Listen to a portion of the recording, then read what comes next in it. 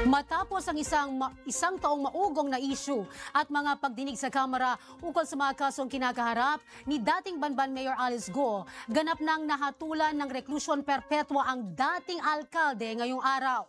Nagbabalik si Julian Bunag para sa detalye, live mula sa Batasang Pambansa. Yes, Julian. Zay, pinatawanan ng guilty sa kasong qualified human trafficking ang dating alkalde ng Banban na si Alice Guo na pangunahing sangkot sa mga iligal na pogo sa bansa. Matapos ang 15 Quad Committee hearing sa mababang kapulungan noong 19 Congress na nakasentro sa investigasyon hinggil sa mga kasong extrajudicial killings, offshore gaming operations, land fraud, identity falsification maging espionage, at matapos ang isang taong maugong na issue, mahabang proseso at masinsinang pagsisiyasat hinggil sa issue, formal ng hinatulan ng Pasig Regional Trial Court ang dating alkalde na si Alice Guo ng reklusyon perpetua.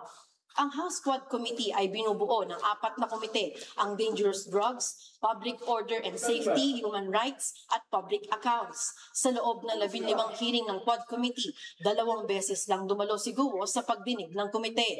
Kasama sa mga nahatulan ng habang buhay na pagkakulong sina Rachel Malonzo Carrion, Jamelyn Cruz at Walter Wong Rong. Sa 3 kasong kinakaharap ni Guo, ito ang unang kasong formal na isinampa laban sa kanya at mula sa Pasig City Jail, inilipat ito sa Correctional Institute for Women sa Mandaluyong City. Samantala, nahatulan din ng guilty sa kasong acts of trafficking sina Wang Wei Li, Wu Lidong, Nong Dong Ding Chang at Lang Su Po. Ang bawat isang nahatulan ay inaatasan ng korte na magbayad ng multang 2 million pesos para sa bawat kaso, bukod pa sa mga reparasyon sa mga nagrereklamong biktima.